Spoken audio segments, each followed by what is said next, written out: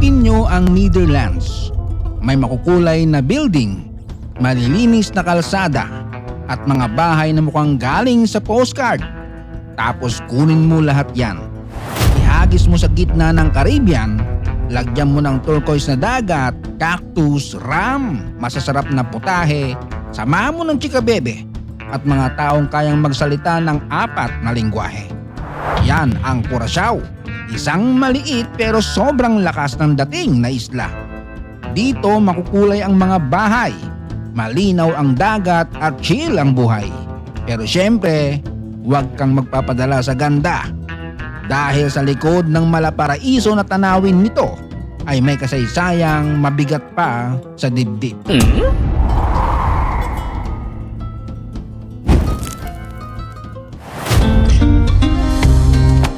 Ang Curaçao ay matatagpuan sa Southern Caribbean Sea, malapit sa Venezuela. Kasama ito sa tinatawag na ABC Islands, Aruba, Bonaire at Curaçao. Sa tatlo, Curaçao ang pinakamalaki. Bahagi ito ng Kingdom of the Netherlands, pero may sarili itong pamahalaan bilang constituent country mula noong 2010. Ibig sabihin, konektado sila sa Netherlands, pero hindi ibig sabihin naka-jacket ang mga tao habang nagbi-beach. Mainit dito, bossing, di gaya sa Netherlands. Karaniwang nasa 27 hanggang 30 degrees Celsius ang temperatura. Sa ibang bansa, abay summer na yan. Sa Pilipinas, normal na araw lang habang nagkakape. May estimated population itong 185,000 ngayong 2026. Ang kabisera nito ay ang makasaysayang Willemstad, nakilala bilang UNESCO World Heritage Site dahil sa kakaibang halo ng Dutch colonial architecture at Caribbean influences. Nasa paligid ito ng isang natural harbor na naging mahalaga sa kalakalan at paglalayag. Sa waterfront district ng Handelscade, makikita ang magkakatabing makukulay na gusali. May lumang kwento na nagsasabing ipinagbawal daw noon ng isang gobernador ang purong puting pintura dahil sumasakit ang ulo niya sa matinding refleksyon ng araw. Kaya naman pinakulayan ang mga gusali. Kung totoo man yan, abay pasalamat na rin sila sa migraine niya. Dahil kung hindi sumakit ang ulo niya, baka hanggang ngayon mukha pa rin subdivision na iisa ang kontraktor. Isa rin sa pinakasikat na landmark dito ang Queen Emma Bridge, isang floating pontoon bridge na nag-uugnay sa Punda at Otra Banda. At hindi lang ito basta tulay. Kapag may barkong daraan, bumubukas at gumagalaw ito. Bago dumating ang mga Europyo, tinitirhan na ang Curaçao ng mga katutubong Arawak o Kakwesyo mula sa South America. Dumating ang mga Espanyol noong 1499. Ngunit noong 1634, kinuha ng Dutch West India Company ang isla at itinayo ang Willemstad sa tabi ng natural harbor nito. Dahil magandang lokasyon ng Curaçao, naging sentro ito ng shipping at international trade. Pero kasama rin sa madalim nitong kasaysayan ang Atlantic Slave Trade. Libo-libong inaliping African ang dinala at ipinagbili sa pamamagitan ng isla.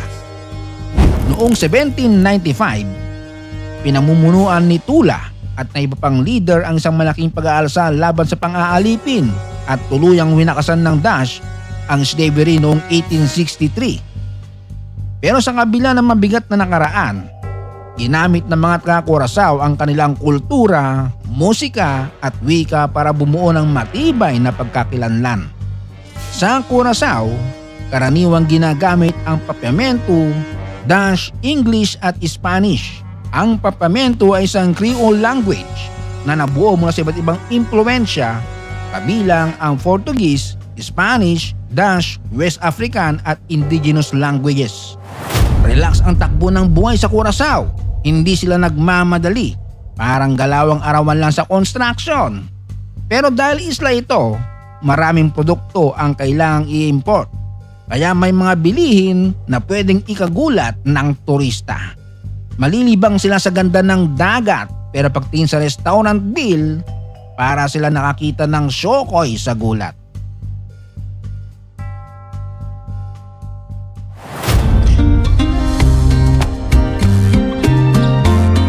May higit 35 beaches ang Curaçao at kilala ito sa malinaw na tubig, snorkeling at scuba diving.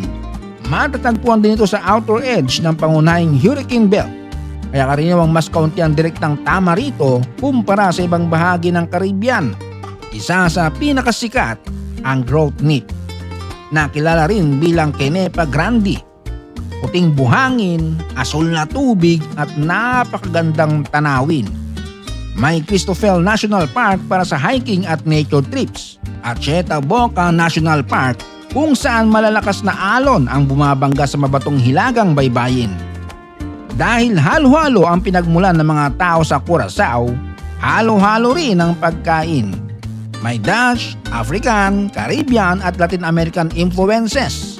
Isa sa kilalang local dishes ang quesillo, isang stuffed fish dish na karaniwang nilalagyan ng karne, spices at iba pang sangkap. Malakas ang African, European at Latin influences sa musika ng Curaçao. May ritmo, drums, sayawan at malaking selebrasyon tuwing carnival season. At kapag carnival dito, hindi ito yung simpleng parada na may 3 marjorette at barangay sound system na umuubo ang speaker. Dito makukulay ang costume. Malalaki ang float at punong-puno ng energy ang kalsada. Dito mo mararamdaman ng mga taga-Curaçao kahit may mabigat na kasaysayan, marunong pa rin ipagdiwang ang buhay. Sa Pilipinas kapag may problema, kumakanta tayo sa videoke. Sa Curaçao, parang ganun din. Mas makulay lang ang costume at mas kaunti ang kumakanta ng My Way. Kaya mas ligtas. May maliit ding isla sa Timog Silangan na tinatawag na Little Curaçao. Walang permanenteng populasyon dito, pero dinarayo ito dahil sa puting buhangin, malinaw na tubig, snorkeling at lumang lighthouse. May mga shipwreck dahil sa baybayin. Kaya ang dating ng lugar, sa harap, tropical paradise, sa likod, Netflix crime documentary. Kapag pumunta ka rito, kailangan ng boat trip. At kapag maalon ang dagat, siguraduhin mong magaan ang almusal mo. Dahil baka ang binayad mong breakfast buffet, i-donate mo rin pabalik sa Caribbean Sea. Maliit ang Curaçao sa mapa, pero napakalaki ng personalidad nito. May European architecture, Caribbean beaches, African heritage, Latin energy at sariling wikang parang pinag-meeting ang iba't ibang kontinente. At sa panahon ngayon, pati football ay naging malaking bahagi ng pambansang pride nito. Nakagawa ang Curaçao ng kasaysayan bilang napakaliit na bansang nakarating sa 2026 FIFA World Cup. Isang tagumpay na nagdulot ng malaking selebrasyon sa isla. Imagine mo yon, maliit ang populasyon, maliit ang lupain, pero nagipagsiksikan sa pinakamalaking football tournament sa mundo. Ang Curaçao ay patunay na hindi kailangang malaki ang isang bansa para maging makulay, makasaysayan at hindi malilimutan. Kung nag-enjoy kayo sa ating makulay at good vibes na paglalakbay, i-like, i-share, i-follow at mag-subscribe.